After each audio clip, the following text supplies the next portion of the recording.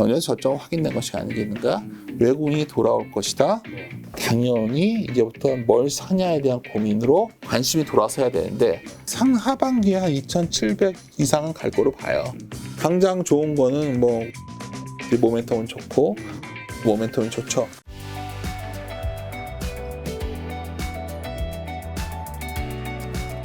센터장님은 그 사이에 좀 어떻게 지내셨나요? 증시가 사실 그 사이에 굉장히 많은 변동이 있었죠. 뭐 좀 월급쟁이죠, 뭐 하시면 살고 있는 거고 시장이 이제 오르내림이 있는 거고. 네.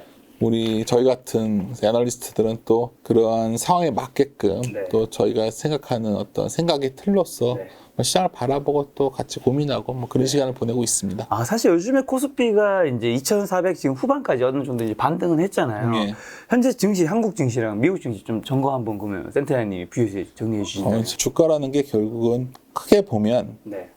그 잉여 현금 흐름과 네. 할인율이라는 두 가지 함수예요. 네. 크게 보면. 그래서 이제 잉여 현금 흐름은 다른 말로 하면 기업이 계속해서 지속 가능한 돈을 벌어서 그게 유지되고 뭐 그 돈을 갖고서 배당도 하고 투자도 하고 할 수 있으니까 매우 중요한 거고요. 또 하나 굉장히 중요한 변수가 할인율이죠. 그 금리입니다. 네. 그래서 뭐 다 알다시피 우리가 지난 몇 개월간 결국 글로벌 물가가 상당히 예상보다 높게 올라오면서 네. 작년에 이제 연준에서 뭐 일시적이라고 했지만 다 빗나갔고 물가가 치솟으니까 이제 사람들은 특히 또 공포로 가는 거죠. 소위 하워드 막스가 말했던 시계추처럼 이쪽 극단으로 막 가는 겁니다. 그래서 뭐 붕괴되고 세상이 망할 것처럼 제가 얼마 전에 다른 곳에서 세상 망하지 않는다라는 표현을 썼는데 보통 그런 국면이 있었죠. 그래서 아까 지금 시장을 판단해달라고 말씀하셨는데 상황은 좋지 않지만 그렇게 극단적인 어떤 가능성을 시나리오에 포함시킬 필요는 없다. 그러니까 다른 말로 하면 제가 이제 최근에 저희들이 세미나 주제는 지난 7월의 그 저점이 의미가 있냐 없냐가 매우 중요하거든요. 뭐 그게 의미가 없다 보면은 그때 2270이었는데 뭐 지수가 뭐 2000 간다, 2000 깨진다 별말 다 있잖아요. 근데 저 생각은 뭐 맞다 틀리다 떠나서 뭐 그 정도에서 저점이 확인된 것이 아니겠는가. 저점은 2270으로 뭐 그 정도. 우리가 시장을 보면 지난 제가 7월 초에 세상은 망하지 않는다 그런 말을 많이 했었어요. 그때 거의 망하는 분위기였어요. 뭐 그치, 2000 무너진다 뭐. 근데 그 당시에 이미 그 시점에서 유가는 꺾여 내려오고 있었고 금리도 내려오고 있었거든요. 네. 아까 할인율이 결국은 계속해서 금리가 올라가면서 할인율의 변화 생기던 게 멈췄었고 네네. 물가를 좌지우지하는 건 유가인데 유가가 꺾여 내려왔죠. 그 당시에 저희들이 보기에는 유가가 연간 저희는 가을 정도면 80%이 깨질 수도 있다 보고 있거든요. 근데 이제 뭐 그걸 나쁘게 보시는 분들은 수요가 안 좋아서 깨진다 분도 있는 분도 있고 뭐 공급이 좋아져서 뭐 여러 가지 이유가 있겠지만 중요한 건 유가가 내려오고 있다는 사실 자체죠. 그렇게 되면 주가는 이 두 가지 유가 금리가 모멘텀이 돼서 좀 의미 있게 반등이 나온 거죠. 그러니까 지금까지 어떤 상황이냐 물어봤기 때문에 제가 뭐 주서 없이 말씀을 드렸지만 결국은 여기서 다른 말로 하면 이런 거겠죠. 주가가 다시 크게 무너지려면 금리가 미국 기준으로 해놨지만 미국 금리가 다시 뭐 3.6, 3.8, 4.0 가야 될 거고 유가가 다시 150불 간다는 얘기 나와야겠죠. 그럴까요 지금? 그러긴 쉽지 않을 것 같은데. 그렇죠. 그렇다면은 저번에 저점이 좀 의미 있었다 볼 수 있는 거고요. 근데 또 하나 좀 알고 계셔야 되는 게 이제 하나 그림을 보여드리면 나온 김에 투자하는 사람들은 결국 기준점을 밸류에이션을 보는 거죠. 그래서 제가 가끔 이런 말씀을 드려요. 우리가 타이밍을 자꾸 맞추려고 하는데 타이밍을 맞출 수가 없어요. 우리가 싸다 비싸다는 알 수 있거든요. 그러니까 쉽게 말해서 이럴 때 좀 비쌌을래 정확히 알 수 없죠. 그러니까 저 욕하시는 분들은 제가 한 3천 넘어가면서부터 굉장히 시장 조심스럽게 말씀을 드렸거든요. 맞아요. 그때는 굉장히 비쌌어요. 그때 조심하는 거예요. 근데 뭐 순간적으로 지수가 막 더 올라가도 대비하는 사람들은 그때 꾸준하게 주식을 위험을 관리하겠죠. 반대로 지금은 다른 국면이죠. 그래서 주식에는 종말론적 사고보다는 순환론적 사고를 갖고 있어야 된다는 표현을 쓰거든요. 많은 그루들이 그런 말을 하죠. 뭐 사이클이라는 표현도 쓰고 하지만 결국 제가 봤을 때 그 순환의 어떤 시계추의 기준은 뭘까요? 밸류에이션이에요. 밸류에이션인데 여기 보시면은 PBR로 놓고 보면 이게 FC죠. 뭐 별거 아니고요. 뭐냐면은 그 자본 총계 최종 확정된 숫자만 갖고 PBR을 구하는 거예요. 그걸 잘 보시면 알겠지만 길게 봤을 때 0.9배 전에서 사놓으면 시간의 문제일 뿐 돈은 벌었다는 거죠. 근데 이번에 저점이 하여튼 0.91배에 갔었어요. 뭐 깨고 내려갈 수 다시 뭐 하겠지만 저는 그 가능성 낮아 보이고 그래서 의미는 저점 확인된 거 아니겠는가. 그럼 이때 0.6배 간 적이 있잖아요. 이때 코로나 때인데 이때 뭐 다들 속절없이 뭐 이런 상황을 기대하시는 분들이 있더라고요. 근데 이거는 정말 예상치 못했던 사건 아닌가요? 그렇죠. 어떤 분은 러시아 우크라이나 사태가 그렇다고 하시는 분들도 있더라고 최근에. 근데 저는 정치학자도 아니고 제가 막 국제 전문가도 아니고 알 수 없는 건 얘기할 필요가 없다 보고요. 중요한 건 우리가 러시아나 우크라이나 사태에서 두려운 거는 그래서 인플레가 제어되지 않을 거라는 두려움이었잖아요. 그렇죠. 근데 아까 유가도 내려왔지만 재미있는 거는 전쟁이 계속 되고 있는데 러시아에서 우크라이나에서 곡물을 수출한다는 말도 나오더라고요. 그런 거 보면은 뭐 그렇게 대단한 일일까요? 그 코로나 같은 사태일까요? 아니라고 본다면 저는 바닥을 확인한 게 아니겠는가 이렇게 봅니다. 아, 그럼 바닥을 확인했다고 계셨는데, 근데 어쨌든 지금 저점이 2270 정도였었나요? 가장 그쵸. 저점이.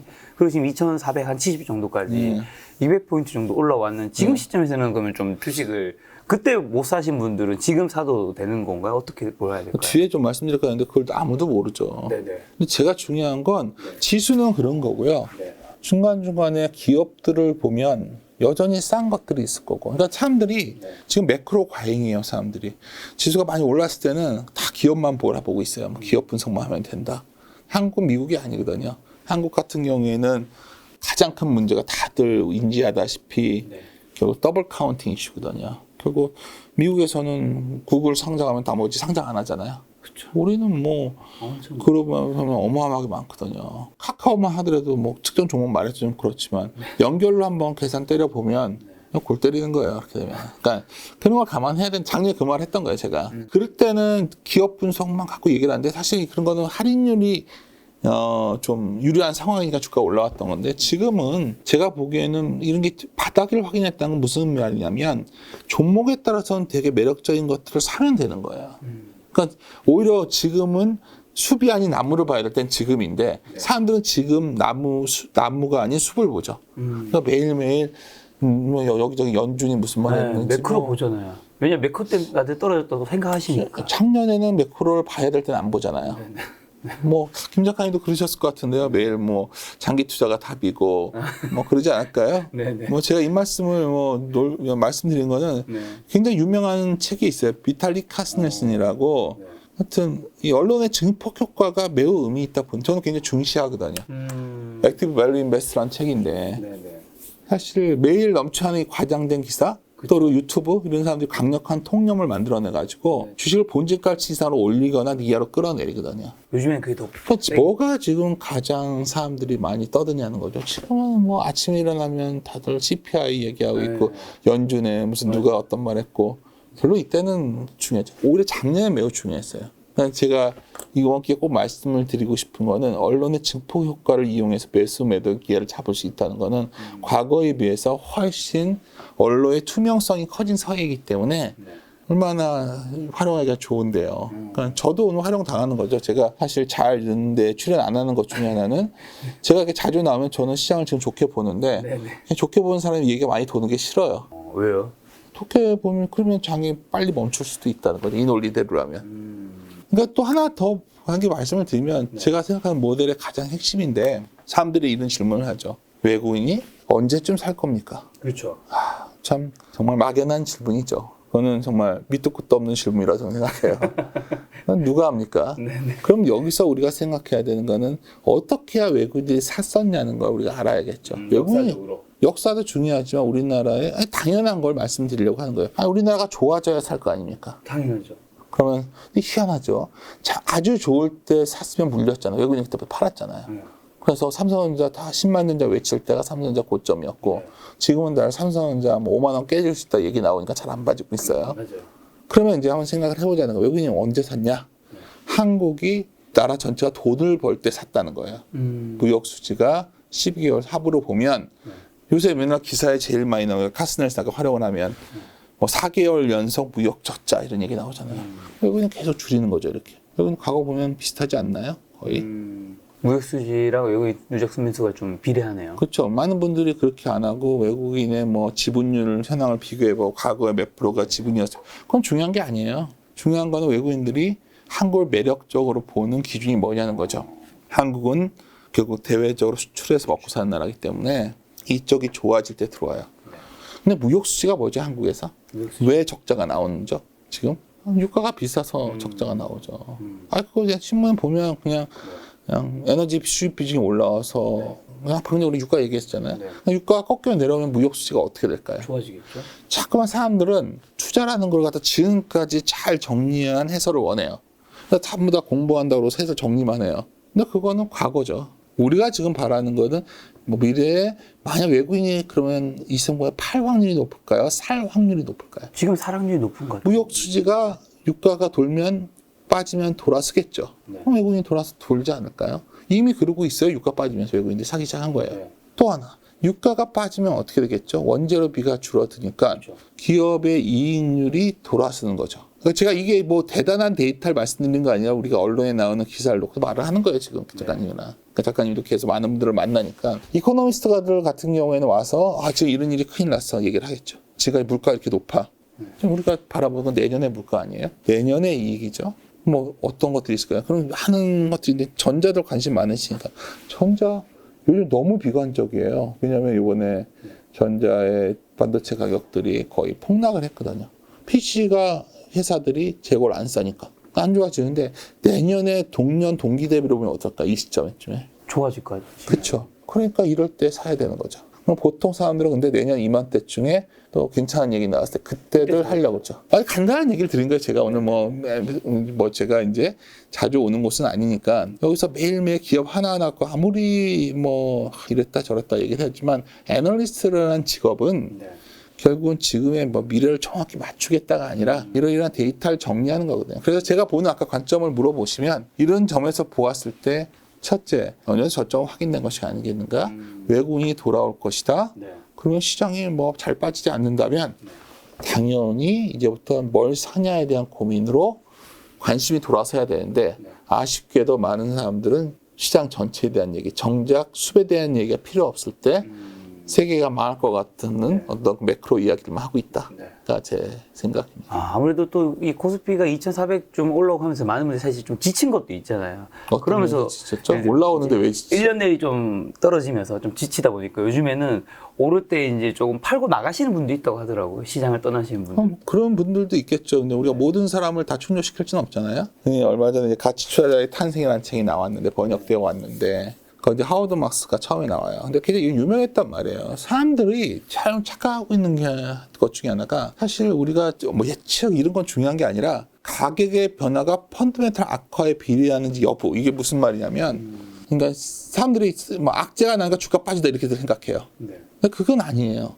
악재 플러스 심리가 위축되면서 가격 하락이 나오는 거예요. 그렇지 않을까요? 네, 그렇죠. 제가 한 말은 아니에요. 그러니까 지금 항상 물어봐야 되는 거는 악재는 상존하는 구간에서도 심리 위축이 상당히 과잉 상태로 되면 그땐 주가가 돌아설 확률이 매우 높아져요. 그러니까 항상 보면 사실 그래서 그럼 뭐죠? 이게 어떻게 드러나겠죠, 숫자로. 우리가 자꾸 내러티브 얘기를 한단 말이에요. 막 소설, NFT 얘기하고 막 작년에 그럴 때가 상투가 나오는 거예요, 그런 데서. 막 그런 것들은 그러니까 많은 사람들이 다 그럴싸한 얘기를 하고 그럴싸한 책이 나오면 누군가 정리를 다 하는 순간 그거는 매력이 없는 거예요. 우리가 정작 투자의 기회는 뭐냐면 한마디로 뭐 비관적, 뭐 버핏이 했던 얘기인데 제가 그냥 하나 좋아하는 말인데 워렌 버핏이 굉장히 멋진 말을 주주서한에 남겼었거든요. 뭐냐면 나는 비관론을 좋아하지 않는다. 비관론이 만들어낸 가격을 좋아할 뿐이다. 이게 참 이거 멋진 말 아닙니까? 그렇게 싼 가격에 오래 부피 사시니까. 그러니까 항상 보면 좋은 기업은 알고 있어요. 근데 좋은 기업을 좋은 주가에 살려면 결국 이런 문제들이 위축이 왔을 때 싸져 있을 거 아니에요. 그렇죠. 근데 그 싸져 있을 때 보면 대다수의 사람들은 정작 보통 때는 나는 주식에 장기 투자해 하다가 그때가 오는 순간이 오면 그때부터는 아까 방금 전에 작가님 저한테 물어봤잖아요. 이렇게 반대에 나와서 여기서 팔아야 됩니까? 물어본단 말이에요. 제가 답변이 될까요? 네, 어느 정도 될 것 같습니다. 그렇습니까? 싸게 잡았더니 팔 필요가 없는 거예요. 근데 증권사마다 원래 해마다도 하지만 뷰가 있잖아요. 상단과 하단. 올해 하반기에는 뭐 어디까지도 생각을 하시나요? 작가님이 너무 그러니까 그런 질문들을 하시면 저희들은 상하반기에 한 2,700 이상은 갈 거로 봐요. 근데 사실 이렇게 말했을 때 처음엔 되게 오버한다를 얘기했었거든요. 근데 금방 2,500 다가왔잖아요. 더 올라가면 더 쫓아서 더 올라갈 수도 있는 거예요. 지수, 그러니까 해서 말씀드리는 거예요, 지금. 지수가 얼마냐. 나는 이 지수에 여기서 샀다가 여기서 정확히 팔아야지. 그걸 세상에 누가 합니까? 그래서 아까 전에 대략 싸다 비싸다는 알 수 그쵸. 있다고 해주신 거죠. 그 정도만 알면 되는 거예요. 그러니까 얼마 전까지도 쌌고 시장 전체는 반등했지만 아직도 싼 것들이 많다는 게 중요하죠. 예를 들어 싼 게 많다가 그럼 한번 예를 들어보죠. 우리 같이 얘기. 싸다. 그러면 싼 거 다 아는 것들이 있어요. 건설주 싸요. 다들 망했어요. 그렇죠. DLENC 같은 거 0.2배, GS건설 0.4배 PBR로. 왜 무너졌죠? 두 가지 때문이었잖아요. 원자재 가격 상승. 그렇죠. 공사비가 올라왔다는 거. 사실 그거는 두 번째예요. 실제 원가를 보면은 그 정도로 크진 않은데 사실 새로운 정부가 들어오면 건설회사들 다 규제 풀어줄 줄 알았어요. 분양가 상한제 같은 것도. 그렇잖아요. 네. 건설회사 입장에서는 위에 좀 비싸게 팔면 매출이 좋은데 다 막아놨잖아요. 지금 정책 변화가 없어요. 바짝 무너졌어요. 그래서 싸요. 네. 어느 순간에 풀어줄 수도 있는 거 아니에요? 그 시기는 내가 모르겠어요. 네. 그럼 또 하나 뭐가 있을까요? 제가 최근에 저도 은행에 많은 분들이 애널리스트들은 투자를 하면 안 되기 때문에 저는 당연히 그런 부동산이나 채권이나 그런 것들을 선호하는 편이에요. 네. 예금 금리가 상당히 괜찮을 것 같아서 예금을 들었어요, 저는. 네. 1년짜리를. 3.6 정도 주더라고요. 우대금리 받았는데. 하여튼. 근데 제가 그 순간에 그게 와가 아니라 곰곰이 생각해. 내가 만약에 그 컨퍼런스 제한이 없다면, 애널리스트가 아니라면, 은행주 사죠. 네네. 아니, 왜냐하면 은행주 지금 가격에 사놓으면 안 좋은 것도 배당 6% 나오거든요. 그렇죠. 그리고 지금 많이 떨어져 있잖아요. 또. 그러니까 여기서 많이 안 빠지고 빠지면 할 수 없고 들고 있다고 그냥 지금 베일리에이션이 싸니까. 네. 그래서 한번 올라올 때 있을 거 아니에요. 네. 10몇 프로 나올 것 같거든요. 1, 2년 안에. 네. 그런 게 투자라는 거예요. 그러니까 지금 자꾸 지수가 2,450, 80이 왔는데 고점이 얼마입니까? 이런 질문은 투자자로서는 별 의미 없이 서로 잃은 거죠. 가상으로 서로들 그냥 진지한 고민을 하는 척하지만 사실은 투자와 전혀 상관없는 거예요. 네네. 지금 제가 드린 말씀은 투자라는 건 결국 이 시점에서 싸게 살 매력적인 것들이 있냐. 그래서 여기서 하워드 막스가 말했던 가치 대비 가격을 평가하는 것이 장기적으로 가장 신뢰할 수 있는 방법이다.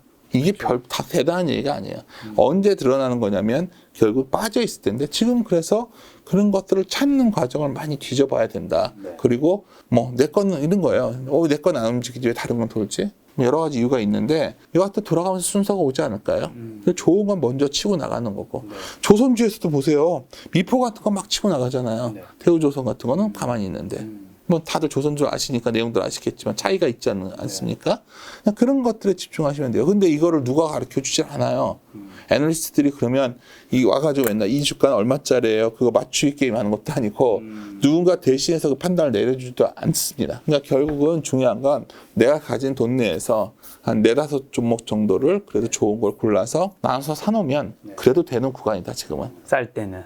지금도 싼 것들이 많이 있으니까. 지금 말씀해 주신 그럼 싸 보이는 주식 섹터가 이제 건설주랑 은행주 정도. 그거는 당장 올해 연말은 그렇지만 그것도 싸다는 예를 든 거죠. 네. 갑자기 종목 얘기를 하시니까 그럼 종목 쪽으로 가서 좀 얘기를 해볼까요? 이게 시총 비중이에요. 3월 8일 이후에 보면 계속해서 헤매고 있는 건 IT인 거죠. IT. 소프트웨어 완전 막 갔고 그래서 쭉 올라오는 게 하나 확실히 보이는 게 하나 있어요. 네. 이게 뭐죠? 자동차예요. 자동차는 숫자가 잘 나오는 거죠. 왜 잘 나오죠? 환효과가 있는 거죠. 그렇죠. 수출. 그렇죠? 이게 좋은데 이제 다들 좋다고 외치겠죠.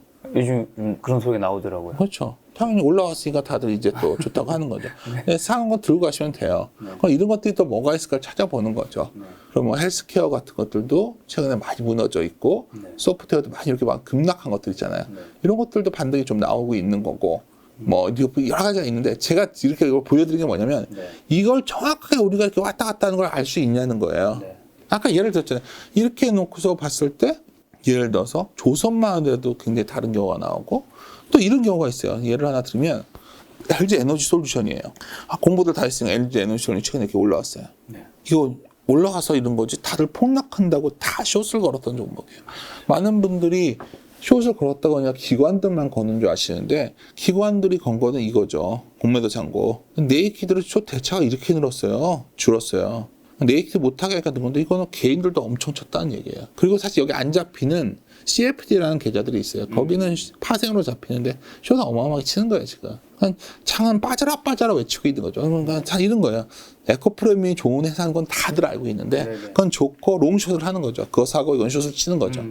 또 어떻게 됐죠? 숏 스퀴즈가 나는 거죠. 급등을 한 거죠. 왜냐면 그때 보호 예수가 엄청나게 풀린다고 하니까 방송 날 거다. 그렇죠. 그러니까 제가 드리는 말씀은 지금 이런 종목이 매우 많은 거 아세요? 다 비어 있는 거예요. 다 안 된다고 숏 치고 뭐 해놓고 해놨는데 쭉 돌려요. 근데 이제는 그게 그냥 숏을 상환해야 되는 상황이 되니까 이게 갑자기 팍 무너지는, 그러니까 급등하면 올라온 거예요. 제가 하나 예를 보여드린 거지만 이런 게 지금 꽤 많겠죠. 근데 제가 여기서 뭐 그 종목 다 얘기할 수는 없잖아요. 제가 브로커도 아니고. 예. 그래서 음식료를 봐요. 예를 들어서 그 종목들 얘기하다 보니까 우리가 커버하는 것들이니까 음식료에서도 뭐가 더 모멘텀이 있을까 찾아보는 거죠. 뭐가 좀 더 있을까. 그러면 가격을 올릴 예정이 있거나 뭐 이런 것들 찾아야겠죠. 그럼 매출 가격도 다른 것도 올리는데 다 안 올린 회사가 또 있어요. 그런 것들이라든가 최근에 뭐 MZ세대들이 좋아하는 음료를 하는 그런 회사들도 있고 뭐 그런 회사들도 있고, 또 이거는 얼마 전에 제가 콜했던 JV 같은 유행 같이 하는, 이거 올랐으니까 상관없어요. 지금 사라는 게 말이 아니라 개별 기업별로 캐펙스를 늘려서 계속 매출이 늘어나는 것들. 주식을 뭘 사야 되겠죠? 그냥 무조건 싼 거를 사면 밸류 트랩에 걸려서 답이 없는 거예요. 싸지만 앞으로 좋아질 걸 사야겠죠. 결국 좋아진다는 건 뭐죠? 캐펙스 투자를 해야지 좋아지는 거겠죠. 그럼 지금 캐펙스 투자를 크게 늘렸던 기업들이 꽤 많습니다. 제가 이렇게 뭐 많습니다고 저 사람 왜 이렇게 제대로 다 얘기를 안 해줘. 매일매일 저 경제신문만 보셔도 인터넷 보시지 말고 신문 사서 한번 쭉 보세요. 그러면은 또 계속해서 그런 기사 많이 나옵니다. 그런 기업들 찾아보시면 예를 들어서 뭐 자동차들도 그랬죠. IT도 그렇죠. 뭐 또 이런 것도 있죠. 최근에 백화점들도 막 리뉴얼 했잖아요. 롯데쇼핑 여기 가까우니까 한번 가보시면 다 바꿔놨잖아요. 뭐 그런 것들 싸잖아요. 그런 것들도 볼 수 있는 거고. 제가 봤을 때는 지나칠 정도로 뭔가 남들이 모르는 비밀스러운 무슨 정보 이런 구간이 아니라는 거예요. 주가가 전체적으로 시장이 두드려 맞아서 싸져 있을 때는 우리가 아는 뻔한 기업들이 상당히 싸져 있는 경우가 많고, 그 경우에 상당히 매력적인 주가가 움직여요. 또 하나 방법은 종목을 물어보시면 소형주가 이럴 때 대박이 나요. 그 랄프 렌저라고 이분이 쓴 책이 제가 기억이 안 나는데 작은 기업이 말은 뭐 이런 거 있어요. 근데 이제 사실 이 사람이 정말 이 문장이 죽이는 문장인데 이 사람도 역시 마찬가지로 타이밍 맞출 수 있다는 말은 못 믿겠다요.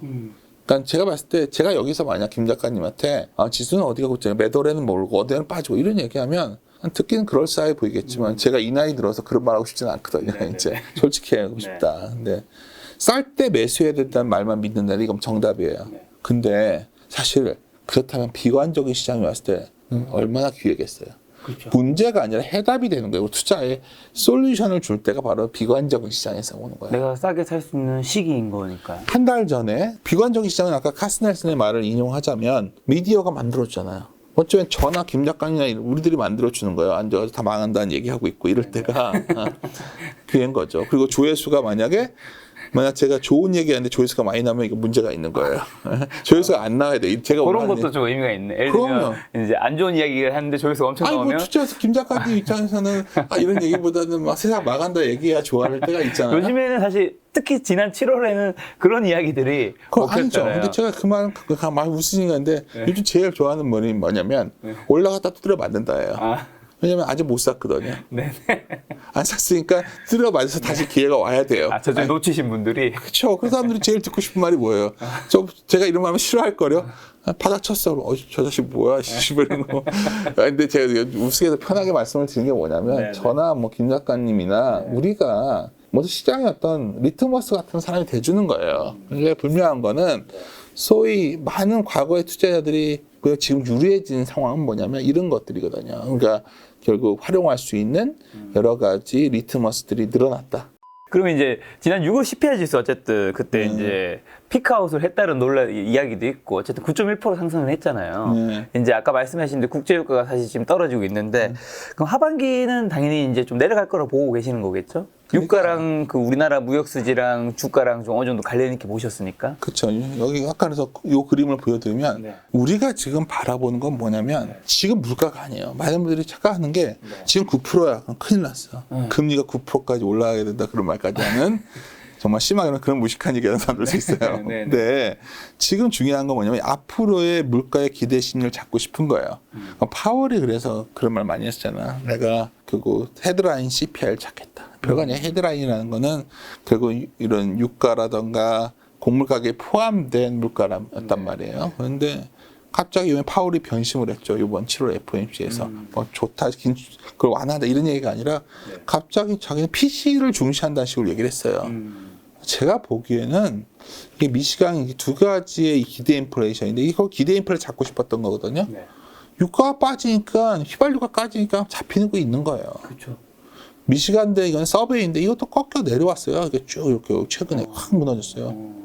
이 두 가지만 봐도 물가가 잡혀가는 거예요. 그러면 현재로 와서 분기로 여기 데이터를 안 가져왔는데 모델 돌려보면 내년에 물가 내려갔잖아 4%대일 거예요. 미국을 기준으로 보면. 근데 어떤 분들은 4%대니까 뭐 큰일 났다 하지만 지금 기준에서 봤을 때예요. 내년에 왜 4%가 오는 줄 아세요? 역기조 효과 때문에 이렇게 오는 거예요. 이해하셨어요? 네네. 여기가 더 내려갈 수도 있는 거예요. 그렇죠. 그러니까 지금 우리가 1년 뒤에 물가를 바라보면서 투자를 생각해 본다면 그래? 물가가 그래도 시장에 많이 부담을 주진 않겠구나 생각이 있고 두 번째 자꾸 물가가 예전처럼 돌아가지는 않겠죠. 아니, 우리가 코로나를 지나고 코로나 이전 돌아가나요? 코로나 이전은 못 돌아가요. 코로나 때는 코로나 이전처럼 외국을 갈 수도 없고 그렇죠. 달라졌어요 세상이. 맞아. 그러니까 코로나가 지속되는 것도 아니잖아요. 네. 근데 코로나 환자 늘어도 어떻게 다들 먹고 살잖아요. 그러니까 정리하고 새로운 질서가 생기는 거예요. 네. 물가도 그렇게 되는 거겠죠 내년에. 지금은 4%가 엄청 높아 보이겠지만 내년에 3%대 2%가 다 연준의 목표이지만 제가 봤을 때는 그러면서 적응해가는. 근데 여기서 이제 질문을 던져야 돼. 거기까지는 추론을 할 수 있어요. 그러면 투자자라면 어떻게 해야 되죠? 지금 시장에서 가장 자산 배분 중에서 많이 돈 투자했던 게 커머더티 쪽이에요. 돈 빠져나오지 않겠어요? 그렇죠. 많은 분들이 유가라든가 곡물 가격을 결정 짓는 게 마치 굉장히 뭐 합리적인 투자자들이 하는 걸로 알고 계시지만 가장 투기적인 사람들이 모여있는 시장이 소위 커머더티 시장이에요. 왜요? 유가 같은 거 보시면 투기적 포지션 보면 알잖아요. 외호가 아니라 그냥 다 투기를 해요, 거기는. 그러니까 빨리 빠져나가고 막 올라가면 200불 갈 것처럼 얘기하고 막 이러는 곳들이에요. 그러면 거기서 이제 빠져나가는 순간 아까 인플레 얘기를 하셨는데 잡혀갈 것이고 중요한 건 그거예요. 이게 인플레가 잡혀가면서 금리가 기대 인플레가 잡히는 순간 다른 말로 하면 소위 커머더티 쪽에 들어갔던 자금들이 빠져나올 것이다. 그쵸. 나오고 있죠, 지금. 어딜 가고 있죠? 제일 많이 먼저 들어간 것들이 채권을 사볼까들 하는 거예요. 근데 채권을 살까 하다가 뭔가 좀 채권이라는 게 이제 여러 가지 고민이 또 돼요. 그러면 또 주식을 살 수도 있는 거. 또 하나가 부동산인데 뭐 부동산은 최근에 잘 빠진 게 없으니까 잘 선택을 안 하겠죠. 글로벌하게 보면 유동성이 이만큼 있는데 이건 옛날처럼 다 쫙 없앨 수가 없는 상황이에요. 너무 많이 늘려놨으니까. 그러면 이거 좀 줄여가더라도 투자할 수 있는 여력이 이렇게 팍 무너지는 수준으로 줄어들지는 않는 거예요. 그 돈이 어딘가로는 가요. 그렇죠. 최소한 커머더티 빠져나와서 들어올 게 주식이 될 확률이 높기 때문에 제가 드리고 싶은 말씀은 물가가 이제 이러겠죠. 사람들이 지금 뭐 매크로에 너무나 빠져있는 사람들이 많기 때문에 뭐 9.1이냐 8.9냐 8.8이냐 이런 논쟁 정말 무의미한 논쟁들을 하고 있는데 그거보다 내년에 이때쯤이면 4%대에 가 있다는 거 일단. 그걸 생각하고서 투자자들은 움직이기 시작했다. 저는 이렇게 봅니다. 이번에 이제 센터님 출근하신 이제 세 번째 기회에서 이어지는 좀 질문 좀 들어볼까 하는데 이제 금리도 오르고 긴축돼서 인플레이션은 이제 작겠다는 걸 알겠는데 만약 진짜 위기가 이제 올 수도 있잖아요. 이제 센터님 안 온다고 보시는 것 같긴 하지만 만약 온다면 어디서부터 그 위기가 오는 걸까요? 금리가 와야겠죠.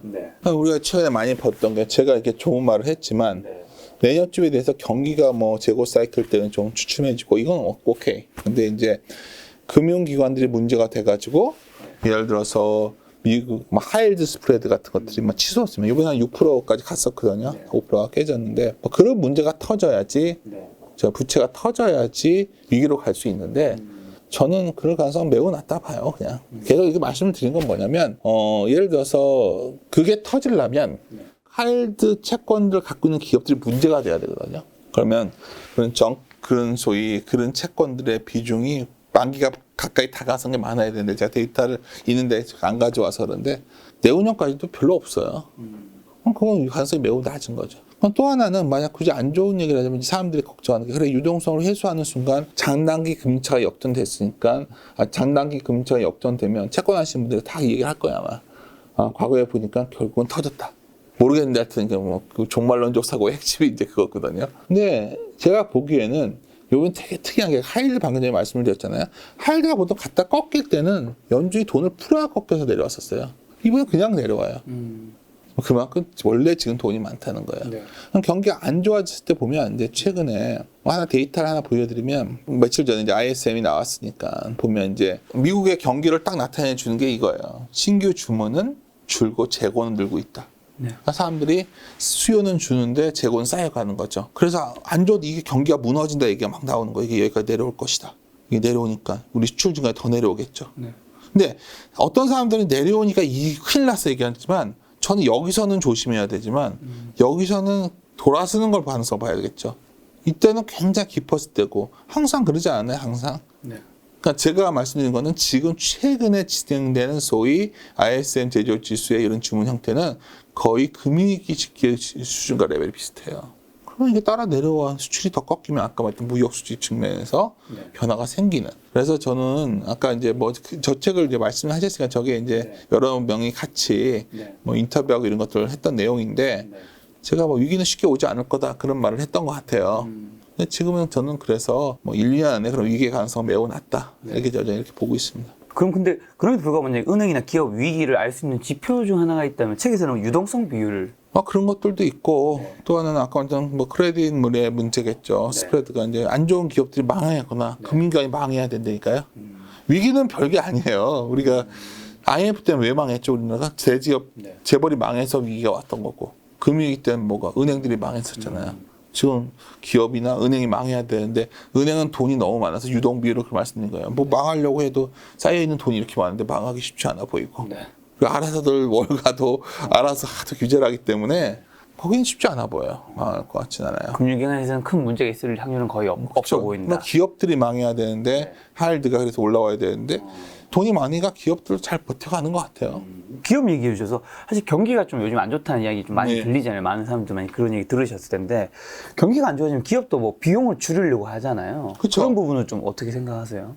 당연히 재고가 쌓이니까 재고가 줄어들 때까지는 공격적으로는 하지 않죠. 그것들은 이미 진행되고 있는 거고 그림 하나 보여드리면 이게 글로벌 유동성 증가율이에요. 우리가 글로벌 유동성이라는 게 어떤 그 돌아다니는 어떤 영양분 같은 거잖아요. 근데 제가 말씀드린 게 좋다가 아니라 유동성 증가율이 이렇게 꺾여 내려오면 뭐가 따라서 내려오냐 매출 증가가 계속 떨어지는 거예요. 매출이 안 나오죠. 그러니까 안 좋은데 지금 여기서부터 이게 내려가는 걸 봐야겠냐 이제부터는 다시 올라갈 거죠. 투자라는 건 뭐예요? 지금 내려와 있을 때 여기서부터 이제 앞으로는 이제 올라갈 거에 대한 고민을 해야 되지 않을까요? 자꾸 저한테 지금 상황이 좋냐 나쁘냐 그러면 나쁘다니까요. 안 좋고 이 상황에서 근데 저는 매출이 2분기 정도 선행하는 걸 본다면 매출액은 올해 4분기는 거의 역성장 분위기로 갈 것 같아요. 그러면 사람들이 굉장히 올드한 우라가미 군이오 얘기를 많이 하죠, 요즘. 일본이 과거 얘기를 하는 책이에요. 그런 것 같아요. 금융의 사계절처럼 그렇게 안 돌아가요, 그렇게. 금융이 다시 말씀드렸지만, 봄, 여름, 가을, 겨울이 있고, 실적장생, 역지장, 그렇게 작동됐으면 참 좋겠는데, 우리 때는 처음에 그 책이 좋아했지만, 제가 내린 결론은 별로 유용하진 않다. 그냥 중요한 건 역시설자세란 개념보다는 오히려 올해로 인해서 데이터들이 역기적으로 돌아왔던 게 내년이라는 점.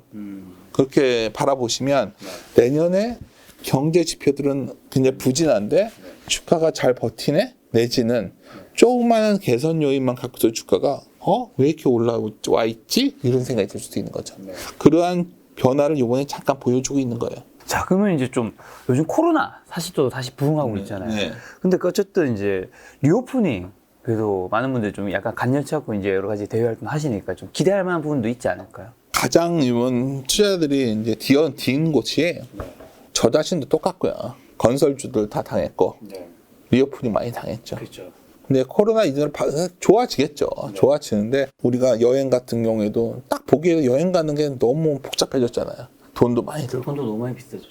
옛날에는 정말 싸게 가는 것도 많았고. 그러니까 코로나 이전으로 돌아갈 수도 없고 또 코로나 때로도 돌아가지 않는 새로운 균형점을 찾고 있기 때문에 리오프닝도 딱 리오프닝이다. 그건 이제 코로나 멈추면서 좀 돌았었지만 사실 거기야말로 굉장한 선별이 필요한 것 같아요. 근데 이제 이런 건 있어요. 최근에 이제 여러모로 소위 그런 쪽이 개발되면서 어떻게든 간에 배송료 같은 게 좀 진정되지 않을까요, 이제. 모든 것들이 너무 비싸졌었잖아요. 네. 그러니까 요즘 바깥에서 시키는 게 아니라 나가서 먹는 경우가 그렇죠. 많다고. 너무 비싸니까. 그러니까 사실 DPI라고 그래서 디지털 프라이스 인덱스라는 게 있어요. CPI와 DPI의 괴리가 너무 DPI가 이게 너무 올라왔던 거예요. 원래는 아마존 같은 곳에서 물가를 안정시켜준다고 봤는데 전 세계적으로 너무나 이런 곳들이 서비스가 비용이 비싸졌단 말이에요. 그러니까 최소한 안 좋아지는 곳은 알 수 있지 않나요? 그쪽은 저물고 있는 거죠.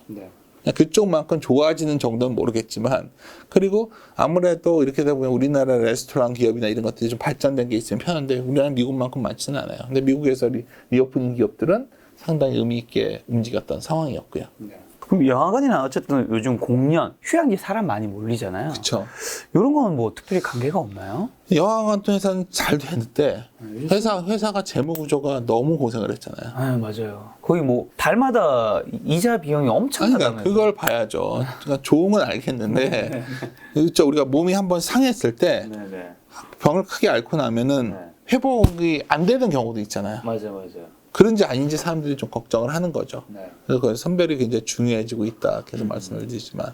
예. 그럼 우리나라 기업들 좀 호재는요? 호재는 없을까요? 아까 이제 좋게 보시니까 호재도 뭔가 있을 것 같은데. 그러니까 제일 중요한 게 이게 당 그림인데 이 15페이지 그림 하나 보여드리면 제가 드리고 싶은 말씀은 사람들이 기대를 안 한다는 거예요. 제가 이 바람에 웃으시는 분들도 있는데 많은 사람들이 착각하는 게 이렇게 사람들 애널리스트의 추정치들이 막 엄청나게 올라갈 때 주가가 좋은 것 같지만 사실 주가가 이 추정치 내려오면서 주가가 버틸 때가 있어요. 이렇게 이런 국면 추정치 계속 경망이 안 좋아졌잖아요. 이익이 주가는 잘 버텼잖아요. 돌아서 확 올라왔었고 이때도 엄청 내려오는데 주가는 엄청 올랐었어요. 쉽게 말해서 저는 최근에 오히려 물가가 픽 아웃 하더라도 경기가 안 좋아지고 기업 이익이 3분기 이후에 박살날 거야. 이러한 우려들을 많이 하는 부분이 많이 나오고 있죠. 오히려 우리 기업에 상당히 투자할 만한 기회를 주고 있다고 보고 있어요. 제가 이걸 EPS 강소구에 돌아선다는 게 뭐 제가 혼자 말하는 건 아니고 많은 경우에 소위 컨센서스 데이터를 다루는 사람들이 하던 얘기인데 좋아지는 게 뭐냐면 그럼 왜 이게 좋아질 수 있을까요? 왜 좋아질까요? 요번에 실적 시즌에서 단초를 얻을 수가 있어요. 원화가 약하잖아요. 그렇죠. 삼성전자도 그렇고 자동차도 그렇고 그만큼 실적 좋았던 게 아니었어요. 그렇죠. 근데 환율이 이러니까 한차이 아니라 매출이 더 커 보이는 거잖아요. 그러니까 미국의 기업들은 달러가 강하니까 매출이 적어 보이는 거고 우리는 달러가 있으니까 매출이 커 보이는 거죠. 그런 기업들이 꽤 많다니까요, 지금. 그런 쪽에서 기회들이 있는 거고 그래서 또 하나는 투자를 어떻게든 간에 늘리고 있는 상황이다 보니까 투자 쪽에 관련된 우리나라 대표 기업들의 움직임이 나쁘진 않은 상황입니다. 그래서 아까 계속 말씀드리지만 결국 길게 보면 그런 데이터들이 모여지는 게 결국은 환과 환이 우리나라에서 매우 중요해요. 왜 중요하냐면 제가 요즘 가장 많이들 말씀하시는 게 미국이 금리가 더 높으니까 한국에서 주식을 판다? 정말 그건 잘 모르고 하시는 얘기예요. 채권을 판다? 아니에요. 다 과거에 보면 미국이 금리 차가 역전됐을 때 원화 채권을 샀어요. 2018년에는 2기보조를 샀어요. 외국인들은 다시 아까 처음에 거로 돌아간다면 결국 원화가 비싸냐 싸냐가 외국인들한테 매우 중요해요. 그럼 원화가 굉장히 싸져 있는 1,300원 이상에서는 사실 우리나라의 수출주들이 굉장히 강력한 상승이 나왔었고 이게 이 짙은 선이 뭐냐면 달러 기준으로 우리나라 코스피를 보면 30%가 넘게 빠졌었어요. 당연히 여기서부터는 아마 이런 그림이 전개될 것 같아요. 개인들은 자꾸 우려들을 많이 하니까 많이 팔 것 같고요. 아마 외국인들은 사 들어가지 않을까. 그게 아마 일단 대형주 사러 들어갈 거라. 센터장님 처음부터 계속 말씀하신 외국인 입장에서는 한국 증시가 싸니까. 그렇죠. 별거 아닙니다. 뭐 엄청난 데이터를 갖고서 하는 것들은 아니니까. 그런 의미에서 개인 투자자가 투자를 할 때 유심히 지켜봐야 하는 지표로 책에서 원달러 환율과 외국인 투자의 관계를 말씀하셨죠. 그러니까 이거 말씀드린 거예요. 이런 국면에서 우리가 변곡점에서 제일 중요한 원달러예요. 1,300원 이상에 머무르고 있으니까 해볼만 한 거예요. 만약에 1,100원, 1,200원이 깨지면 그때부터는 주식을 좀 줄여도 되겠죠. 그러니까 그냥 그런 정도 감각으로 접근하셔도 큰 실수는 줄입니다. 근데 사람들이 보통 1,100원대 오면 흥분해서 주식을 많이 사죠. 그리고 그때 사놓고 버틴단 말이에요. 그러면 판이 그때 외국인은 보통 많이 팔아요. 외국인 판을 거의 다 받아주는 경우가 그럴 때거든요. 이번에도 거의 변화 없이 그렇게 됐었어요. 제가 이 말을 비슷해서 욕을 먹었던 건데 똑같은 일이 반복될 것 같았는데 정말 거짓말처럼 이번에 똑같이 반복되더라고요. 그럼 외국인이 우리나라에 이제 막 들어오기 시작한다면 사실 뭐 엄청 중소형주 막 이런 걸 사진 않고 대형주를 살 것 같은데 뭔가 대표주 가격 변화를 주셔야 될까요? 그러니까 외국인들이 한 명이 아니기 때문에 한국물을 살 때 패시브 자금들이 들어오면 대표주를 살 거고요. 또 외국인들이 한국물이 괜찮다 생각이 들면 또 골라서들 사요. 한국에 경쟁력 있는 산업들이 꽤 있잖아요. 경쟁력 있는 산업이라는 결국 글로벌 체인 내에서 우리가 어느 정도 위치를 갖고 있는 기업들 찾아내겠죠. 그래서 그런 건 뭐가 있을까요? 뭐 반도체는 당연히 포함될 거고. 반도체도 해당되고 2차 전지도 해당되고 자동차도 나쁘지 않고 예를 들어서 이런 거예요. IT에서도 우리가 이제 스마트폰 보면은 폴더블 폰으로 많이 바뀌잖아요. 그쪽 관련된 기업은 좋겠죠. 글로벌하게 많이 올라가요. 그래서 지금 똑같이 종목이 아니겠죠.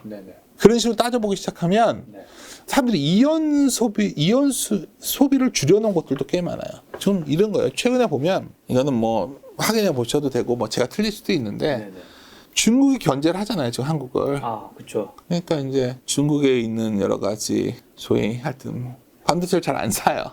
그러면 이제 한국 측 입장에서는 그래도 계속 재고를 쌓고 있어요. 왜 쌓고 있을까요? 아니 한번 작가님도 사업을 하시니까 결국은 살 거니까. 아, 결국은.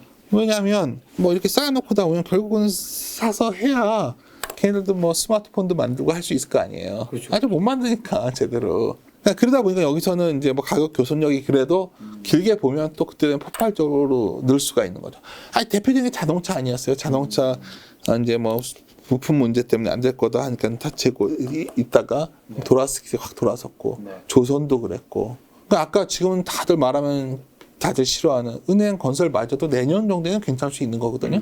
그러니까 제가 말씀드리고 싶은 거는 시장에 이렇게 잘 좀만 생각해 보시면 막 조급하게 막 이러시는 것 같아요. 요즘 여기서 샀다가 여기서 팔고 이걸 다시 여기서 팔고 이거는 뭐 프로 트레이더들이 하는 영역이고 사실 투자자들이 편하게 할 수 있는 구간이 이미 몇 개월째 진행되고 있어요. 물론 제가 잘했다는 얘기는 아니에요. 저도 좀 제가 말했던 부분 많이 빠져 있는 것들 많고 그럴 수밖에 없죠. 근데 한 몇 년을 바라본다면 여전히 주식시장은 좋은 기업이 합리적 주가에 와 있는 좋은 주식들이 여전히 많다. 그게 가장 중요한 거예요. 그러니까 제가 오늘 계속 강조드리는 거는 뭐 여기서 제가 오늘 나와서 뭐 작가님 오랜만에 뵀는데 뭐 지수의 고점을 얻을 것 같고 뭐 여기서 정도는 줄이시고 매도래는 좋아지고 이거 뭐 말이야 뭐 풀면 거의 뭐 예언자 되고 소설가 되는 거죠. 근데 그게 중요한 게 아니라 지금 우리가 투자를 해볼 만한 시기냐에 대한 고민이에요.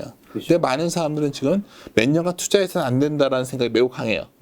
큰일 났다 생각을 하고 있거든요. 근데 제가 보기엔 큰일 나지 않았다는 걸 말씀드린 거예요, 오늘. 그것만 하나 말씀드리려고 장황하니 지금 한 시간째 떠드는 건데, 큰일 나지 않았다면 싼 것들을 사놓으면 올라갈 거라는 전략이 가능해지는 거죠. 지금 싼 것들은 뭐 지금까지 계속 지속적으로 얘기해 주셔서 좀 이해를 했는데 아까 전에 싸면서 캐펙스 투자 이런 것들이 붙어야 한다고 해주셨잖아요. 캐펙스 투자 측면에서는 좀 뭐 사례로 들 수 있을 만한 섹터라든가 뭐 이런 거 좀 있을까요? 사실 최근에 좀 2차 전지 같은 쪽에는 이미 주가에 좀 많이 반영이 되어 있단 말이에요. 그러니까 저는 이미 다 좋아진 거 얘기해서 뭐예요. 여기서부터 지금 안 좋게 생각하는 것들의 변화 가능성이 있는 걸 자꾸 찾아보려고 하다 보니 오늘 이 시점에서는 제가 자꾸만 지금도 안 좋게 생각하는 반도체도 자꾸 얘기하고 심지어 가장 싫어하시는 물려서 듣기면 진저리 치시는 건설 같은 것도 한번 얘기를 해보는 거죠. 제가 여기서 뭐 엄청나게 새로운 무슨 기술 같은 거 얘기할 수는 없잖아요. 근데 다만 여기서 중요한 건 싸다는 걸 봤을 때 이런 고민은 좀 돼요. 결국은 비쌌던 주식들이 지금도 비싼 주식은 많다는 거예요. 그러니까 작년에 많이들 흥분하셨던 소위 NFT부터 뭐 게임 이런 것들이 반등이 나온들 이런 것들은 굉장히 제한적일 확률이 높다. 이거는 왜냐하면 실제 있는 것보다 훨씬 과하다. 어떤 느낌이냐면 옛날에 화장품이 중국 모인사 광고 막 보냈지만 결국 그때부터 계속 세락을 해왔잖아요. 중간중간에 간헐적 반등은 나왔지만 비슷한 게 그쪽 아닐까요? 그런 징후가 나오는 게 뭐냐면 장외 시장에서 소위 그러한 소위 성장 가치, 그러니까 밸류가 고밸류인 그런 주식들의 오버가 너무 심했잖아요, 작년에. 그리고 뭐 플랫폼 기업들도 뭐 너무 심했지 않나요? 마켓컬리 상장 같은 게 연기되는 것 같고, 뭐 이런 기업들의 가치를 어떻게 볼 거냐는 거죠. 그런 기업들 가치도 지금 요즘 스타트업 뭐 마켓 클릭하는 것도 엄청 떨어지고 있잖아요. 근데 이제 중요한 거는 그러다 이제 한번 돌아섰다 하면 계속해서 그런 것들은 별로 미래가 없어 보이고 제가 보기에는 굉장히 그러니까 내러티브가 이 넘버의 시대가 온 거예요. 뭐 나중에 그걸 썸네일 써도 되겠네요. 생각해보니까 그러니까 너무 말로 하는 시대가 아니라고요. 지금은 숫자로 찍힐 수 있는 기업 찾아야 된다는 거예요. 그러니까 그렇다면 뭐 어렵다게 보는 분은 더 어려울 텐데 하여튼 최소한 그런 측면에서 체크를 해보시기 시작하면 시장은 상당히 흥미로운 시장에 이미 들어와 있다. 저는 이렇게 판단합니다. 최근에 지금 플랫폼 얘기해 주셔서 플랫폼 기업들 우리나라 대표 두 기업이 조금 반등을 했잖아요. 예를 들면 카카오 같은 경우 사실 실적 발표되고 크게 좀 반등도 했었는데 이런 반등세는 좀 의미 있는 반등이라고 보세요? 아니면 그러니까 좋은데 우리나라의 가장 큰 단점은 아까 말씀드렸지만 카카오 자회사가 너무 많잖아요. 너무 많죠. 자꾸 상장을 너무 하는 거예요. 우리나라 증시가 지금 여기 이 주에 있지만 시총 규모로 보면 어마어마하게 커져 있는 거잖아요. 우리나라는 더블 카운팅 이슈라는 어떤 가장 큰 문제 때문에 저희 자회사를 많이 갖고 있는 회사의 매력은 매우 적다 봐요, 지금부터. 그거는 어쩔 수가 없어요. 왜냐면 예를 든 거죠. 사람들이 놓치고 있는 게 있어요. IT 회사 중에 도시바 같은 회사 있잖아요. 도시바. 일본의 도시바는 자회사가 그렇게 많은데 도시바만 상장되어 있어요. 삼성전자 상장되는 게 10개가 안 돼요. 계열사도 많지도 않고. 그렇지 않아요? 또 어떤 그룹은 계열사가 너무 많지 않아요? 비슷한 아주 궁금한 게 그러면 예를 들면 카카오 같은 경우 상장을 그렇게 많이 해서 안 좋은 뭐 이슈라든가 사람들 여론도 안 좋은 게 있잖아요. 왜 그렇게 상장을 하려고 하나요? 기업이 돈을 갖다가 가져온 거죠. 상장이 뭐예요? 남의 돈을 쓰는데 주주들 우리 일반인들 돈을 쓰기 좋게 만든 거죠. 네, 그렇죠. 아니 만약에 뭐 지나고사 제 일반인 입장에서는 돈도 잘 버는데 아니죠. 굳이 그렇게 아니죠. 들어갈 돈이 많은데 왜 사업도 엄청 좋게 해줬잖아요. 그래서 LG 같은 경우에도 그 엄청난 투자를 얼마나 기가 막혔어요. 왜냐면 LG 에너지솔루션이 50%가 아닌 30%만 했잖아요. 그럼 많은 분들이 궁금해요. 그게 왜 무서운 얘기였냐. 우리끼리 많이 여기서 했었던 얘기인데 연금이 사야 될 거 아니야. 이렇게 되니까. 연금이 왜요? LG 에너지솔 왜 사냐? 시총이 크니까 사는 거예요. 그렇죠. 그러니까 이게 이해 가실지 모르겠는데 그런 식으로 시장에서 돈을 끌어가는 데는 정말 기가 막히게 많이 끌어갔죠. 근데 문제는 최근까지도 이러한 소위 자회사 상장이 멈추지 않고 있다는 거죠. 그러니까 딱 보시다가 자회사 상장 얘기 나오는 기업이 있으면 아무리 좋은 기업이라도 예를 들어서 이런 것도 있어요. 막 상장 기업인데 PBR이 엄청 싸고 좋은 기업인데 아직 승계가 안 이루어진 기업들도 있을 수 있잖아요. 부동산도 크고. 그럼 그 기업 잘 되겠어요. 아무리 싸도 밸류 트랩에 빠지는 이유가 뭐냐면 그런 기업들은 그냥 대주주가 어떻게 하든지 좀 주가를 안 좋게 해놓겠죠. 그렇죠. 그러니까 무조건 싸다고 좋은 건 아니라는 말씀드린 거예요. 그래서 제가 보기에는 그런 거를 이거 거르고 저거 거르고 하면 종목이 아주 많지는 않아요. 근데 중요한 건 뭐냐면 그래서 그런 기업들은 평상시에는 많이 안 빠져요. 그때 언제 빠진다? 이렇게 다들 매크로 이야기만 하고 있으면 빠져요. 일단 던지고 보니까. 그게 바로 6, 7월이었던 것 같고 지금 시점도 뭐 8월 왔지만 별 차이는 없다. 근데 그 미국에서는 아까 전에 말씀하신 대로 별로 그렇게 자회사 상장 많이 안 시키잖아요. 그러니까 쭉 오르죠. 근데 미국 기업이라고 돈이 안 필요한 건 아니잖아요. 왜 한국에 뭐가 달라서 거긴 그렇게 상장 안 시키고 우리는 그렇게 상장을 시켜요? 작가님이 그걸 많이 언론에 해줘가지고 그게 정말 짜증 나는 거예요. 그러니까 둘 다 돈이 필요한 건 그러니까 없잖아요. 제가 가끔 그래요. 많은 분들이 주식 뭐 바이 앤 홀드 하면 된다. 이게 한국에서 얼마나 웃긴 얘기였던 게 이 부분이거든요. 그렇죠. 한국은 시계추처럼 극단인 때 사서 이쪽으로 오면 줄여야 되는 소위 순환적 사고가 매우 필요한 시장이에요. 그렇다 미국이 쉽냐? 미국은 또 그런 회사 빼놓고 나면 그냥 없어지는 회사도 되게 많아요. 이렇게 말하자면 미국의 플랫폼 기업들은 거의 망해가잖아요, 요즘. 그러니까 이런 차이가 있기 때문에 어느 시장이나 쉽지는 않은데 특히 좀 미국은 잘 모르기 때문에 아까 말씀드린 한국 시장의 아쉬움이 가장 큰 것 중에 하나는 그냥 시가총액은 무진장 커졌는데 지수는 못 오르는. 그거는 상장을 너무 많이 시켰어요. 상장하면 그만큼 기업이 시장에 있는 돈을 빨아가는 거잖아요. 어마어마하게 빨아간 거죠. 지난 몇 년간. 지난 2년간 시중에 있는 돈 다 빨아가서 기업들에 투자에 쓴 거예요. 그러니까 좀 뭐 취업들 말아보니까 열받으시겠네. 근데 뭐 하여튼 그런 상황입니다. 근데 아까 전에 말씀해 주신 NFT랑 메타버스가 사실 작년에 엄청 핫했잖아요. 요즘은 굉장히 안 좋은데 이게 나중에 또 시간이 지나면 이제 뭐 유동성이 다시 풀리고 하면 이쪽 시장이 다시 이제 각광을 받을 수 있는 건가 아니면 이제 아까 센터장님 말씀하신 거 들어보면 반등은 있어도 계속 우하향인 것처럼 얘기를 하시고 우하향으로 봐요. 가치를 창출 못하니까. 물론 굉장히 똑똑하신 분들이 그 얘기를 하지만 우리가 이제 항상 얘기하는 게 이번에도 버블이 터진 게 비트코인이 터졌잖아요. 가상화폐가. 그렇죠. 근데 금융시장에 미치는 영향이 크지 않았던 거는 우리가 자산이라는 건 뭐냐면 기본적으로 대출 가능해야 돼요. 그렇죠? 물론 그쪽도 되지만 그 회사 광범위하게 유동화시키는 거죠. 이렇게 우리가 은행에 대출을 하면 그 대출 채권을 이렇게 모아가지고 유동화해서 막 돌리잖아요. 거기 수수료가 발생하고 자본주의는 그래서 돌아가는 거예요. 우리가 신용대출 받으면 그것도 제출해가 돌리는 거잖아요. 그런 식으로 자산화가 될 수 있냐가 매우 중요한데 가격은 나오는데 자산화가 잘 안 되잖아요. 결국 여러 가지 뭐 루나부터 이런 문제들의 근본적인 문제는 그거 아니에요. 자산화가 안 됐다는 거잖아요. 이런 것도 마찬가지잖아요. 좋아하는 사람들은 하지만 그걸 갖고 어떻게 해가지고 자산화를 시켜가지고 대출이 가는 뭐 이렇게 안 되잖아요.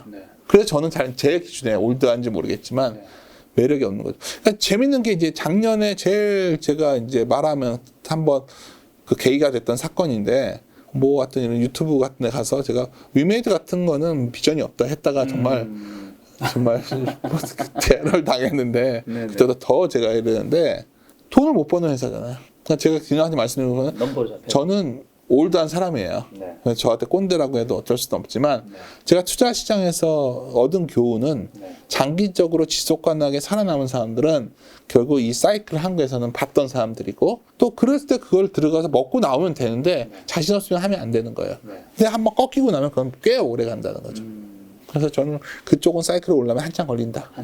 네. 제가 알기로 센터장님 톱다운 뭐 바텀업 접근보다 성장하는 신산업에서 경제 기업 살펴보면 미드라웃 접근을 선호하는 걸로 아는데 그렇게 투자한 뭐 이제 과거의 사례를 뭐 편하게 얘기하실 수 있는 거라든가 아니면 앞으로 좀 그렇게 보는 분야 좀 어떤 게 있을까요? 아니면 내 소개할 때 쓰는 건데 네, 맞습니다. 왜냐면 우리나라에서 나는 탑다운으로 본다.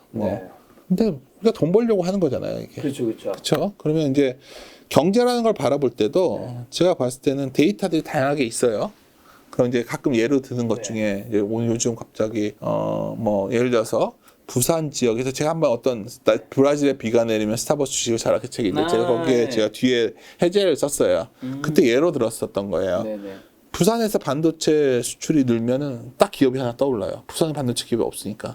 리노공업이라는 회사예요. 우리가 경제 지표를 보는 이유는 뭐냐면 경제 지표를 봐가지고 우리나라 GDP가 얼마냐를 추론하고 이거 하려고 하는 게 아니라 어디가 좋아지고 어디가 나빠지고를 보는 거예요. 그래서 산업을 보면 된다는 거예요. 산업을 보면 경제가 좀 나아지고 있고 나빠지고도 알 수 있지만 어디 쪽으로 돈이 가고 있냐도 우리가 알 수 있다는 거죠. 그게 미드라웃 접근이에요. 그 산에서 밑에 있는 기업을 보는 거죠. 그럼 최근에 어떤 일이 있었죠? 그냥 맨날 신문에서 방산기업도 수출 얘기 나와요. 그건 좋은 거예요. 그게 미드라웃 접근인 거예요. 그걸 뭐 굳이 사람들이 아직은 이해가 안 가니까 아직 자료 많이 안 나오지만 그래요? 그렇게 많이 팔려? 이해하셨습니까? 결국 그게 모아진 것들이 경제라 본다면 저는 경제가 지금 성장률을 매시고 무슨 우리나라가 지금 어떤 정의를 내리고 IMF의 전망이 어쩌고 저쩌고 이런 것보다는 결국 이러한 경제 지표 속에서 흐름을 읽어내는 거죠. 그래서 아까도 ISM 제조업 지수를 막연하게 경기 침체 아니냐 이런 게 아니라 결국 우리가 ISM 서베이에서도 신규 주문이랑 재고를 갖고서 우리가 수출 증가율과 비교해 보는 거죠. 이해하셨어요?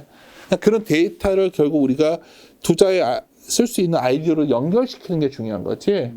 그 지표 자체를 전망하는 게 무슨 의미가 있냐는 거예요, 제 말은. 내년 경기가 이번에도 재밌는 얘기가 이거 아니에요. MBER에서 2분기 연속 마이너스 나오면 경기 침체 정의한다. 그러면 수학 공식 아니에요. 다 그 얘기하고 있다 막상 MBR 선언 안 하잖아요. 왜 그런 줄 아세요? 8개 지표 중에 하나니까. 제가 드리고 싶은 말씀은 마치 뭔가 경제를 해서 내가 이 비밀을 알고 공부를 하면 딱딱딱 해서 기업도 마찬가지예요. NS 자료 몇 개 읽고서 그냥 그렇게 할 수 있는 게 아니라 내 스스로 추론하는 연습이 되어 있지 않으면 판단을 못 내는다는 거죠. 그래서 제가 사실 최근에 제가 이 말씀을 좀 드리고 있었어요. 최근에 사람들이 그냥 부정적인 근거만 수집할 때가 있어요. 그렇죠. 지난 7월 같이. 그럴 때는 굉장히 좋은 기회가 와요. 그러니까 결정을 계속 미루는 근거를 찾는 거죠. 그러니까 사람은 누구나 현상 유지하고 싶고 리스크 피하고 싶을 때가 있어요. 그럼 부정적인 근거가 내 눈에 자꾸 들어오면 그건 내 스스로 반성해야 돼요. 그러니까 나만 그런 게 다 그렇다는 거예요. 이게 참 어려운 게 네. 부정적인 근거만 수집하면서 이럴 때가 이제 어떻게 보면 사기 좋을 때도 있는 건데 이 부정적인 근거만 수집한다라는 게 이 정도가 어디인지 정도인지 잘 모르겠어요. 카스넷에서 얘기를 했잖아요. 작가님이 리트머스가 될 거라니까요. 작가님 얼마나 유리해요. 여기 와가지고 어떤 사람이 안 좋게 얘기하고 하는데 그날 조회수가 터져요. 반대로 가야겠다. 이 생각하실 수 있던 유리한 장 갖고 있네요.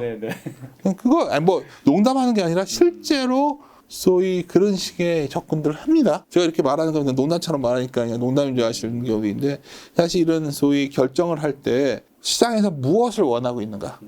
그래서 항상 반문하고 시장과 대화하는 것이 중요하고 나만 그런 게 아니라는 거예요. 다 똑같이 인간은 한계가 많은 사람들이고 작가님이나 저나 뭐 그런 것 같습니다. 방금 말씀하신 그럼 이렇게 생각이 되는 걸까요? 우리가 이제 유튜브 영상을 보는데 증시 하락률 외치신 분이 이제 종종 있잖아요. 뭐 늘 같은 시기에 하는 건 아니지만 증시 하락률 외치신 분이 조회수가 엄청 높게 나오는 거예요. 그렇다면 지금이 바닥에 가까울 수 있겠는데? 라고 생각하면 그래서 제가 비탈리 카스넷은 다시 한번 보여드릴게요. 언론의 증폭 효과라고 하는 거예요. 아니 당연히 언론사가 원하는 건 뭐겠어요? 조회수 아니면 뭐 강연 같은 것도 사람들 많이 오는 거. 그렇죠. 사실은 글을 쓸 때는 별로 그러니까 이런 게 뭐냐면 사실 이런 게 다른 데 써요. 막 어떤 펀드가 그때 유행할 때가 있어요.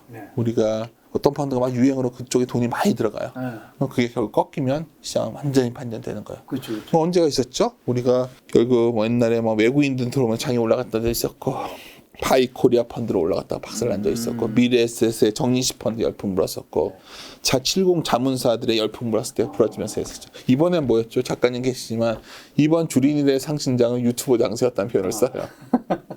유튜브 구독자 들어가면서 올라왔던 장세예요. 그러니까 여기서 결국은 터지고 있는 거죠. 그러니까 이거는 제가 말씀드린 건 저도 유튜브를 하고 있으니까요. 이리온이랑 하고 있잖아요. 그러니까 제가 이걸 말씀드린 건 오해들 마셨으면 하는 게 여러분들은 이용하시면 된다는 거예요. 그러니까 전처럼보다 구독자도 안 나올 것이고 이런 것들이 나쁜 신호가 아니라 그리고 완전히 극렬해지는 거죠. 이제 사람들이 이제 남아있는 이쪽의 사람들은 굉장히 극렬해지고 막 그런 피할 수 없는 사람들이 남을 확률도 매우 높은 거야. 근데 그래서 이거 다른 말로 하면 옛날에는 이런 게 없었는데 언론의 증폭 효과라는 게 어떻게 보면 투자하는 사람들이 굉장히 냉철하게 바라보시면 기회를 잡을 수가 있는데 김 작가님이나 저나 이런 고민을 할 수밖에 없잖아요, 우리가. 그리고 우리는 휘둘릴 수밖에 없어요. 저도 여기 나와서도 어떤 하고 싶은 말이 여기까지 있다고 안 하는 것들도 있는 거고. 하고 가세요. 아유, 안 돼요. 이제는 좀 조심하려고 해요, 여러 가지로. 악플이 좀 당해보셨나 봐요. 앞으로 여러 번 당했죠. 근데 제가 공통적으로 느끼는 건데, 그렇게 큰 게 아니라 저도 나이도 들었고 이제 꼰대 얘기 좀 그만 들어요. 누가 꼰대 같다고 해가지고 충격받았어요. 꼰대 같진 않은데. 직장 내에서요? 아니요. 뭐 제 그 방송 보고서 이거 이제 올드하다, 뭐 꼰대다. 그런데 이제 아니 꼰대도 좋은 꼰대도 있으니까요. 그래요. 그렇게 봐주시면 좋은데 이제 제가 드릴 말씀은 제 사고 법위 내에서 결국 어떻게 하면 우리가 생존하고 기회를 잘 살릴 수 있을까? 쓸 수 있는 수단은 다 써야 되는데 제가 보기에는 그러니까 오늘 말하고 싶은 건 이거예요. 오늘 뭐 어떻게 했던 간에 뭐 위기냐 기회냐 뭐 아까 그런 주제라고 만약 우리가 결론을 한다면 아직은 위기의 가능성이 커 보이지 않기 때문에 쌓여져 있는 건 기회라는 거예요. 그렇다면 이 기회는 어디까지가 기회냐? 제가 이제 항상 사실 요즘 요 말씀 드리고서 이제 좀 결정을 미루는 사람들이 많아지고 있는 것 같거든요. 결정은 뭐냐면 예를 들어서 롱숏을 한다면 숏을 좀 줄여놨는데 롱은 안 하려고 하는 거죠. 근데 보통 이럴 때면 나만 그런 거니까 다른 사람들도 그러고 있더라고요. 그럴 때는 그 포지션은 잘못된 판단일 확률이 매우 높습니다. 저는 그런 징후를 많이 느끼고 있어요. 지금 위기는 진짜 안 올 것이라고 이제 약간 세상에 안 온다고까지는 아니지만 올해 가능성은 낮아 하반기에 보여요. 가능성 낮아 보인다 하셨는데 생각해보니까 매크로 보시는 분들이 예를 들면 증시가 올해 하반기에 뭐 2,600이나 700까지 반등은 할 수 있는데 이때 좀 정리를 해야 되는 게 내년 상반기에 이제 경기 침체가 올 것 같다고 얘기하시는 분들. 그러니까 경기가 재고 조정 사이클에 내려오고 있고 그래서 오늘 계속 보여드린 게 이거 아니에요. 그래서 이렇게 내려오고 있다는 거예요. 유동성이 내려오고 있고 뭐 내려오고 있고 안 좋다니까요. 내년까지 안 좋아요. 상반기까지. 뭐를 하세요? 좋다고 생각 드는 사람 있어요 지금? 없죠. 그래서 주가가 이 모양이었던 겁니다. 사실 이거예요. 랄프 렌저에게 다시 돌아가면 시장의 타이밍을 못 맞춘다니까요 우리가. 근데 우리가 타이밍은 뭐냐면 지수가 어디가 빠지냐 뭐 이게 뭐 그 어디가 바닥이냐 이런 것보다 그냥 싸냐. 그러니까 지금 저는 싸다 보니까 저는 자꾸 주가 하락이 해답이 된다는 말씀을 드리는 건데 뭐 제가 이렇게 보는 거지 뭐 제 많은 징후들은 지표들은 안 좋아지고 있죠. 근데 저는 이 그림 아까 다시 최종을 가면 그래서 이렇게 내려와 있대가 외국인이 안 팔 것 같아요. 그래서 무역 수지가 그러니까 대표적인 게 이거 아니에요. 무역 수지가 결국 기업의 이익인데 저렇게 적자가 나니까 외국인들이 팔았던 건데 원재료비가 너무 올라서 이랬는데 이제 이거부터 좀 진정되면 기업이 돈을 크게 못 벌겠지만 그래도 좀 나아지지 않겠어요? 이익률이? 그럼 사람들은 앞으로 이게 좋아져? 이거에 베팅하는 시간이 멀지 않았다는 거예요. 어쩌면 아주 단순하게 우리 옆에 매일매일 벌어지고 있음에도 우리는 자꾸만 백미러의 뒤를 보며 운전하는 거죠. 우리가 투자를 할 때 가장 중요한 앞을 보며 운전을 해야 되는데 다들 백미러 뒤만 바라보고 있는 거예요. 그렇죠? 그러지만 않았으면 하는 게 뭐 제가 개인적으로 말씀드리고 싶은 내용입니다. 그럼 어쨌든 지금 주식도 뭐 부동산도 가상화폐도 사실 개인 투자자분들이 어디 투자를 딱 뭔가 하기에는 좀 애매하잖아요. 다 약간 불안감도 느끼고 그렇다고 해서 또 현금 그냥 그대로 두기에는 인플레이션 되고 이러니까 현금이 뭐 가치가 떨어진다 생각하는데 그럼 이제 이 가진 현금으로 뭐 좀 뭘 해야 될까요? 그럼 지금 주식을 좀 좋게 보시고 계시니까 좀 주식을 좀 사면 될까요? 저한테 주식을 좋게 보냐고 물어보시니까 저는 주식 얘기를 많이 하는 사람이니까 당연히 주식 얘기를 하죠. 근데 이제 드릴 수 있는 말씀은 원자재보다는 채권이나 예금이 난 것 같고요. 원자재에 투자한 돈들이 최근까지 굉장히 좋았었거든요. 그리고 환율로 본다면 달러가 주춤해지면 뭐 엔화 같은 것도 좀 사놓으셔도 되고. 엔화요. 그렇죠. 엔화 뭐 우리가 정 안 되면 우리 김 작가님도 일본 한번 가고 싶지 않으세요? 너무 가고 그렇죠. 지금 못 가지 않나요? 근데 가요 다. 원엔이 지금 990원 하는데 이게 950원이 깨졌어요. 괜찮지 않아요? 그 정도면? 일본 가기 좋은 시기. 그렇죠. 그래서 엔화도 좀 바꿔놓으셔도 되고 뭐 그런 것도 있고. 투자랑 포트폴리오를 나는 포트폴리오를 짜가지고 뭐 달러는 어떻게 해? 이렇게 아니라 네 그래? 엔화 바꿔놓으면 나중에 쓸 수도 있으니까 좀 바꿔놓고 그리고 채권 얘기를 많이 하는데 우리 채권은 금리 같은 거랑 세금 여러 복잡한 게 있어요. 예금 금리도 저는 예금 금리가 이렇게 시장이 못 올라갈 것 같거든요. 빨리 가서 예금도 좀 들어놓으시면 1년짜리 정도. 뭐 그런 거는 여유 자금 해놓고 전액 주식을 다 할 수는 없죠. 나머지 돈들은 부동산보다 주식이 나은 것 같아요. 부동산이 안 좋아서 무너진다가 아니라 부동산은 덜 빠졌거든요. 그러니까 최소한 여기서 좀 근데 주식은 싸 보이는 것들이 많은 거죠. 쉽게 말해서 부동산은 좋은 물건들이 많이 빠지진 않았어요. 주식은 좋은 물건들이 많이 빠졌어요. 부동산은 지금 떨어질 수 있으니까 사기 좀 그렇고. 근데 뭐 많이 떨어지진 않을 것 같아요, 부동산도. 그러니까 저는 자꾸 시장에 이 돈이라는 게 지금 우리가 연준의 대차지표만 보더라도 4.2조 달러가 9조 달러가 썼어요. 그러니까 어마어마하게 돈이 풀린 거잖아요. 돈 줄이죠. 줄여도 그렇게 옛날처럼 막 돈이 뭐 엄청나게 없어지고. 그리고 우리가 항상 하는 말인데 전체적으로 돈 많은 사람들이 돈을 많이 갖고 있기 때문에 인플레가 잘 안 났던 거네. 돈이 이렇게 회전이 돼야 인플레가 나는데 다 투자를 해놓고 돈을 갖고 있는 거죠. 그래서 명품도 많이 오르고 시계값도 많이 오르고 그랬던 거 아니에요? 부자들 입장에서는 그냥 돈 더 많아졌으니까. 사면 되니까. 근데 그분들이 돈을 줄인다고 타격이 크나요? 또 내려면 그 사람들은 돈을 살 거라는 거죠. 자꾸 개인이니까 우리 개인들이 돈이 어디서 없어. 내가 포켓에 돈이 없다고 다들 없나요? 부자들은 돈이 많아요. 부자들은 많죠. 그렇죠. 다시 쇼핑이 나올 거라는 거죠. 제가 이렇게 말하면 뭐 아주 우리가 솔직해져야 된다는 거죠. 그렇죠. 그리고 주식을 산다면 이제 싼 주식들, 싼 주식 약간 힌트를 주셨던 거는 아까 이제 건설 섹터랑 이제 은행 섹터. 내년을 바라보면 그렇고 반도체도 좋고 당장 좋은 거는 뭐 방산 같은 것들이 모멘텀은 좋고 조선도 모멘텀이 좋죠. 이런 것들 뭐 다 알고 있는 거 아니에요? 여기서 작가님도 많이 다루셨을 테고 뒷북 맞히지 말라는 거예요. 자, 그럼 마지막으로 지금 시대에 만약에 이제 센터장님께서 20대로 돌아간다면 투자에 있어서 이것만큼은 준비하겠다랑 하반기 증시 투자 포인트를 혹시나 뭐 눈여겨봐야 될 변수만 한번 체크만 해주신다면. 저희 애들이 20대니까 얘기해보면 돈을 모아야죠. 뭐 투자보다 더 중요한 건 돈을 모아야죠. 시드머니. 그렇죠. 시드머니를 캐시플로우를 만들어가지고 우리가 좋은 기업을 아까 처음으로 들어갈까요? 좋은 기업은 뭐죠? 계속해서 캐시플로우를 만들어내는 회사예요. 그러면 잉여 유동성이 잉여 현금이 생기고 이 돈을 갖고서 투자를 하거나 배당을 주거나 뭐 이렇게 하는 거예요. 그러면 개인도 어떻게 해야 부자가 되냐면 잉여 현금을 좋게 만들어야겠죠. 돈이 캐시플로우가 들어오게 만들어야죠. 아니면 돈이 좀 있으신 분들은 그래 어떻게든지 그걸 만들어 놔야겠죠. 그러니까 제가 드릴 수 말씀은 그걸 먼저 돼야지 투자도 성공할 확률이 매우 높다는 거고요. 그러면 20대에서 해야 될 일은 일단 내가 돈을 월급이라도 들어오게 하든지 아니면 정말 김 작가님처럼 유튜브로 성공을 하셔가지고 이렇게 온다든지 그 돈을 갖고 투자할 수 있는 것을 장기적으로 투자할 수 있게 만들어야겠죠. 근데 사람들이 주택에 호도돼서 아 내가 주식 같은 걸 돈을 번 다음에 이걸로 뭐 그건 결국 영원히 불가능할 거예요.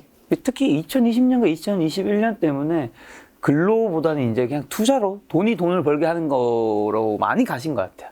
사실 그 전에 근로가 있어서 돈이 들어와야지 그게 가능하다는 게. 제가 뭐 지금 56인데 주변을 둘러보면 계속해서 끝없이 그렇게 한 방을 노렸던 분들은 계속 그냥 한 방 노리고 사는 분들이 꽤 많았던 것 같고 꾸준하게 재수 없을지 모르지만 그래도 캐시플로우로 관리를 한 사람들은 앙드레 코스탈니가 정말 죽이는 말을 남겼거든요. 작가님 보니까 생각이 나네 갑자기. 왜요? 자기는 운이 좋은 사람이라는 거야. 그 책에서. 왜 운이 좋은 줄 아세요? 자는 돈이 많아서 운이 좋대요. 좋겠죠, 당연히. 돈이 있어서 운을 잡을 수 있다는 거야.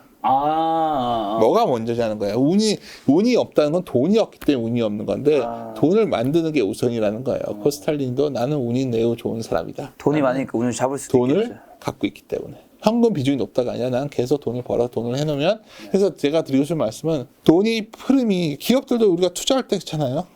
어떤 게 캐시플로우가 좋은 회사를 찾잖아요. 현금으로 좋은 것들. 그래서 그런 기업이 개인도 똑같다는 거예요. 개인과 기업이 무슨 차이가 있죠?